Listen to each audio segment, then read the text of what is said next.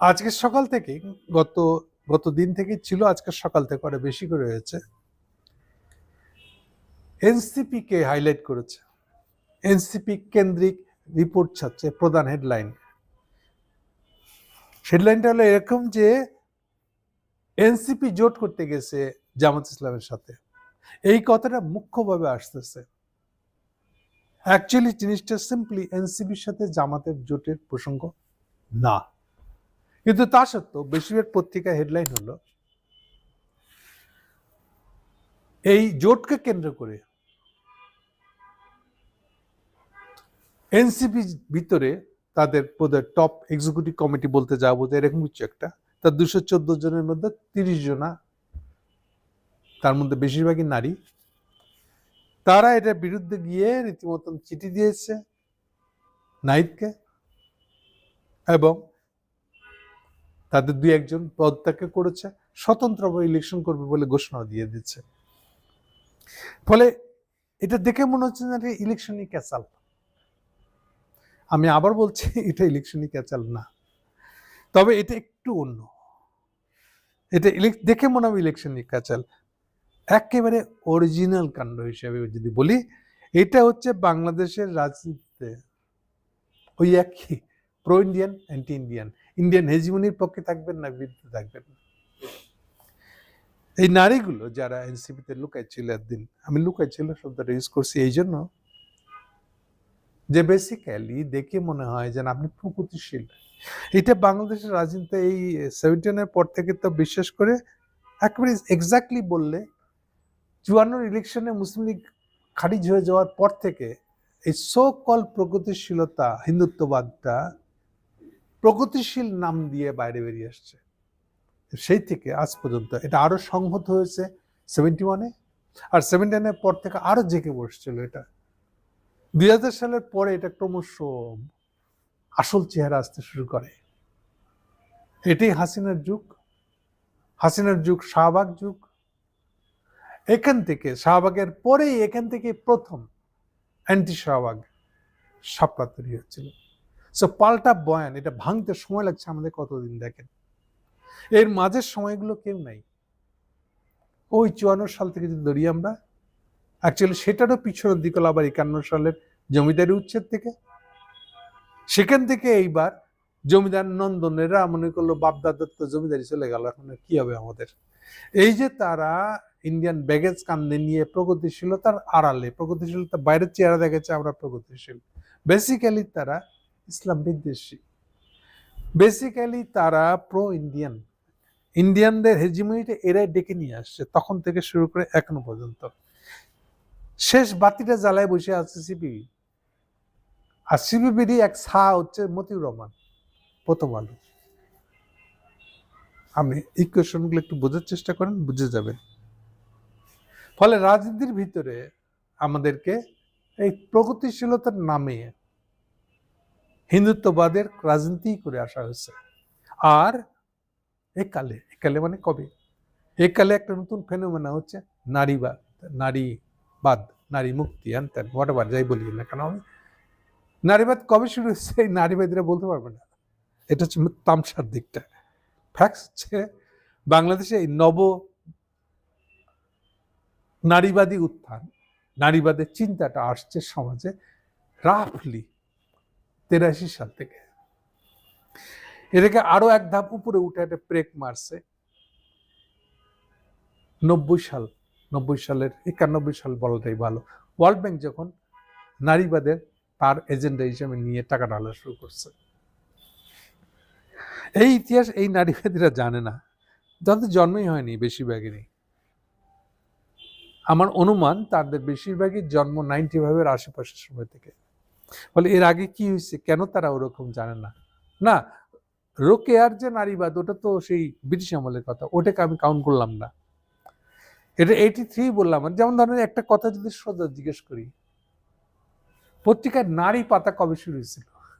না, বেগম পত্রিকা না, সে তো ব্রিটিশ আমলে, ওটার কথা বলছি না, ওটা বাদ দিয়ে একালে পত্রিকার নারী পাতা, ঠিক যেমন শুক্রবারের পাতা, সিনেমা পাতা একটা থাকে না, তো পত্রিকার নারী পাতা কবে শুরু হয়েছিল?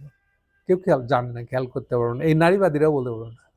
পত্রিকার প্রথম নারী পাতা শুরু করে সংবাদ পত্রিকা 1983 সালে। বাকিটা খুঁজে দেখেন, সংবাদ পত্রিকা এখন বোধহয় নিবু নিবু করে জ্বলতেছে। এটাই সিপিবির মানে কমিউনিস্ট পার্টির টাকায়, পার্টির টাকায় চলতো এই পত্রিকাটা। এইটাই ইত্তেফাকের বিরুদ্ধে, ইত্তেফাকের অপোজিটে মানে বিরুদ্ধেই বলা ভালো, সমাজের আরেক পক্ষের মুখপাত্র বলতে পারেন আপনারা। সো একদিকে ছিল ইত্তেফাক, তার পাল্টা ছিল সংবাদ। সংবাদ ওই লেভেলের পত্রিকা ছিল সেকালে।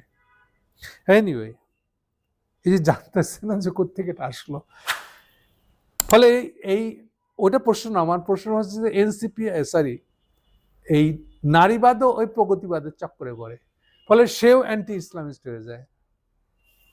প্রবলেম অনেক জটিল, প্রবলেমটা এত সিম্পল না। একদিকে যেমন প্রগতিবাদের কারণে নারীবাদটা অ্যান্টি ইসলামিক হয়ে উঠতেছে, রিয়েল প্রগতিবাদ ধারণা কোত্থেকে আসলো তারা খবর রাখে নাই, না নারীবাদ শব্দটা কোত্থেকে আসলো তাও খেয়াল রাখে নাই।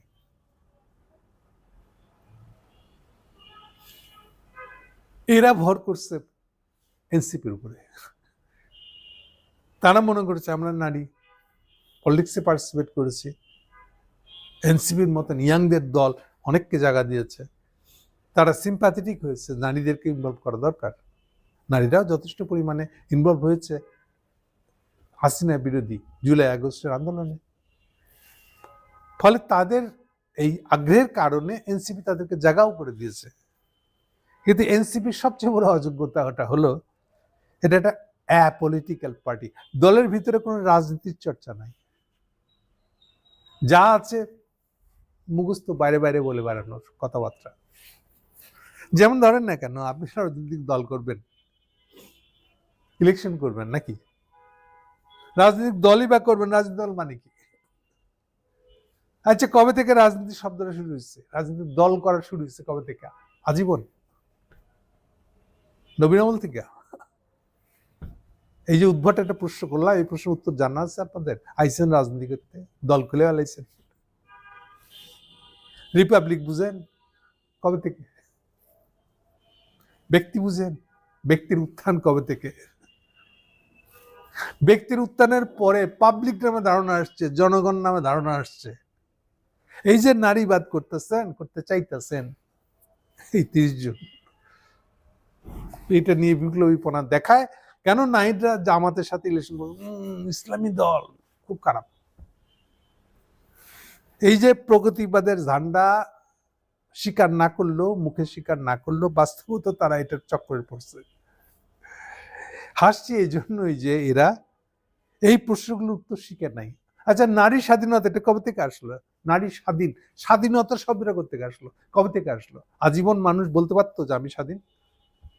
আজীবন মানুষ, শুধু নারী না, পুরুষ নারী নির্বিশেষে ও স্বাধীন, এই কথার কবে থেকে বলা শুরু করলো? কারো খবর আছে? এই খবরটা নিতে হবে না? এগুলাই পলিটিক্স, রাজনৈতিক পড়াশোনা, জ্ঞান এগুলাই।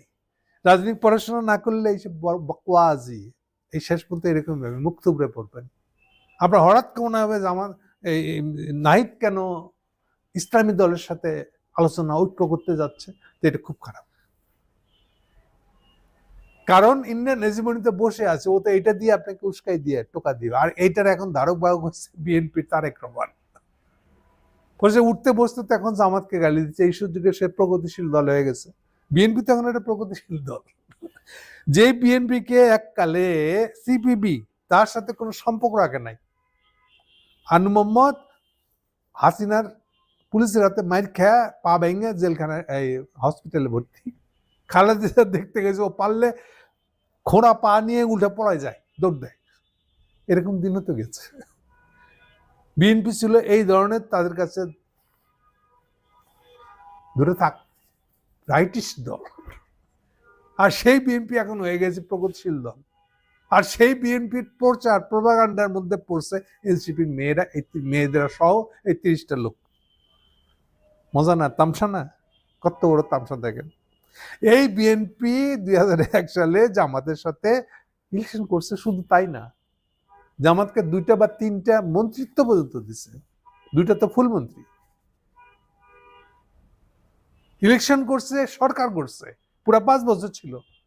আর এখন আপনারা জামাতের সাথে কিছু করতে গেলে গন্ধ লাগতেছে, ইসলামী গন্ধ। আসিফ তামসা না?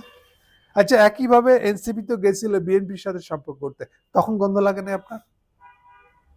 যেই জামাতকে নিয়ে এত কথা হচ্ছে, জামাতকে নিয়ে বিএনপি ঘর সংসার করলো, তাতে কোনো সমস্যা না। আওয়ামী লীগ জামাতকে নিয়ে ঘর সংসার করে নাই 96-এ? করে নাই? ওটা ঠিক ছিল।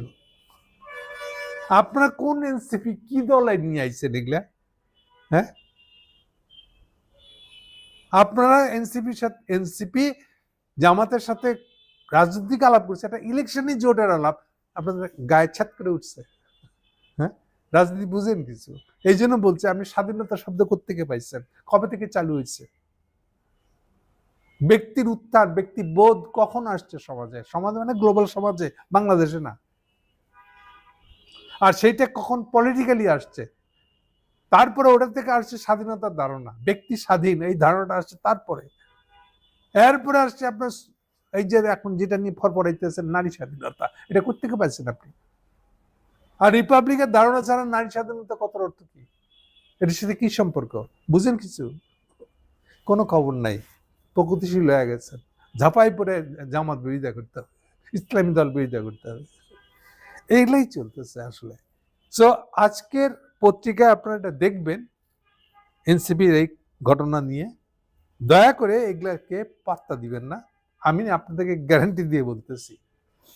এই যারা 30 জন এনসিপির বিরুদ্ধে গেছে আজকে, এনসিপি থাকবে কিনা থাকবে না এটা অন্য আলাপ, কিন্তু এই 30 জনের রাজনৈতিক ভাগ্য আজকে নির্ধারিত হয়ে গেছে।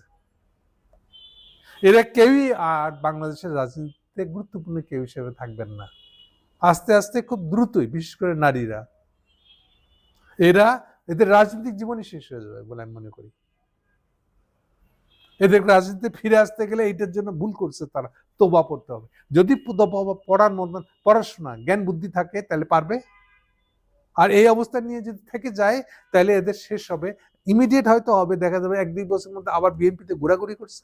বিএনপিতে জায়গা নেই, জায়গা থাকলে আপনাদেরকে দিত। তারেক যে এমনি প্রবলেম আছে, কোন নমিনেশন কাকে দেয় এটা নিয়ে, তো থাকলে আপনারা দ্রুত ওখানে চলে যাইতেন। ওই সুযোগও নাই আপনার। এই জন্য বলছি যে আপনাদের সামনে কোনো ভবিষ্যৎ, রাজনৈতিক ভবিষ্যৎ নাই আপনাদের। ওই সমাজে বহু নারী সংগঠন আছে, নারী পক্ষ আছে বহুত, ওগুলোর ভিতরে ঢুকবেন, চিৎকার করবেন পুরুষের বিরুদ্ধে, এগুলোই করে বেড়াবেন, বাকি জীবনে কিছুই করতে পারবেন না। রাজনীতি জিনিসটা বুঝলেন না, এই কারণে আপনি পারবেন না। মূলত রাজনীতি কি তা বুঝলে আপনারা অনেক কিছু করতে পারতেন, সম্ভাবনা ছিল। নাহিদদার দলটা হয়তো বড় কিছু হতে পারতো। নাহিদদার নিজেরও নিজের দলের মধ্যে রাজনীতি সম্পর্কে আলোচনা কম করে, নাই বলে চলে। যেটুক শিখছিল ওইটাকে তারা মুখস্থ করে আওড়ায়। আবার শিখছিল মানে শিখলো, শিখাটা তো শিখা হলে আর মুখস্থ আলাদা কথা। তো এটা মুখস্থ মানে আরেকজনের কথাটা তুলে এনে বলে বেড়াইতেছেন না বুঝা, এই অবস্থা হয়ে আছে তো দলটা। এই জন্য এই দলের ভিতরে আপনারা ঢুকছেন, বড় জায়গা দিচ্ছে আপনাদেরকে, কিন্তু এটাকে কাজে লাগাইতে পারলেন না আপনারা, নারী হওয়া সত্ত্বেও। ফলে 30 জন যারা যারা এটার মধ্যে বিরোধিতা করছেন না, এরা নাহিদদের আগে হারাই যাবে। That is my prediction.